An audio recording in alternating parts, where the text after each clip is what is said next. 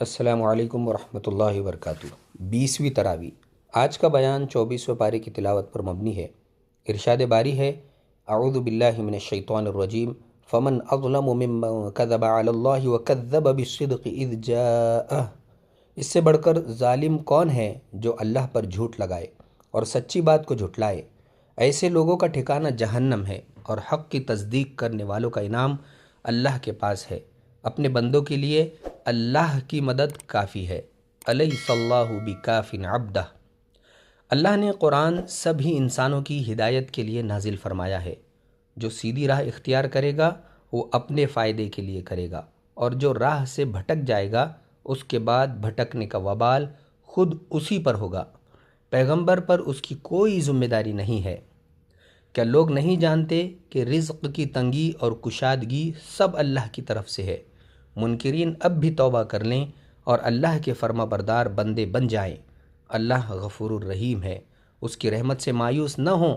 اس کے بعد سورہ مومن شروع ہوتی ہے۔ قرآن مقدس خدائے عظیم و علیم کی طرف سے نازل شدہ ہے۔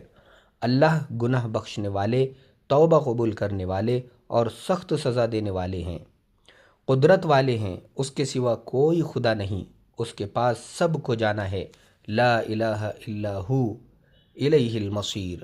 آیت قرآنیہ میں کفار جھگڑا کرتے ہیں۔ مسلمانوں کو ان کی وقتی شان و شوکت کے فریب میں نہیں آنا چاہیے۔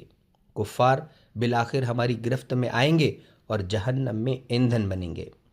اے مسلمانوں، تم اللہ کو پکارو اور شرک سے بچے رہو، خواہ تمہارا یہ عمل کافروں کو کتنا ہی برا کیوں نہ لگے۔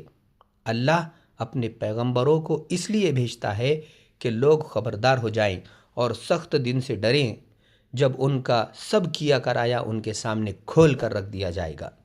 وہ انصاف کا دن ہوگا اور ہر شخص اپنے کیے کا بدلہ پائے گا۔ کسی پر کوئی ظلم نہ ہوگا۔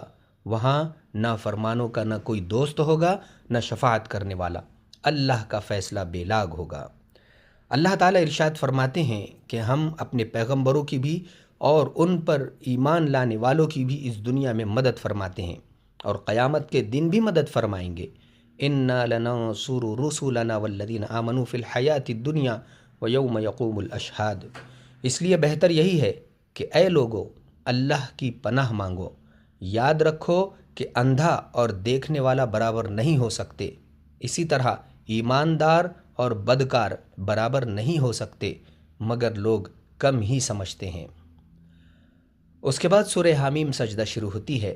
ارشاد باری تعالیٰ ہے کہ سمجھداروں کے لیے قرآن مجید اچھے اعمال کی وجہ سے خوشخبری اور بے اعمال کی سزا کا خوف دلانے والی کتاب ہے۔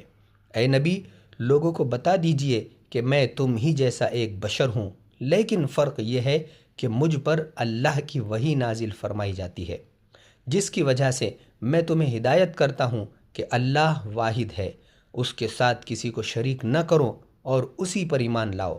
اپنے برے اعمال سے توبہ کرو، زکوٰۃ ادا کرو، آخرت پر پورا یقین رکھو، جہاں روز حساب تمہارے تمام اعضاء تمہارے اچھے برے اعمال کی گواہی دیں گے۔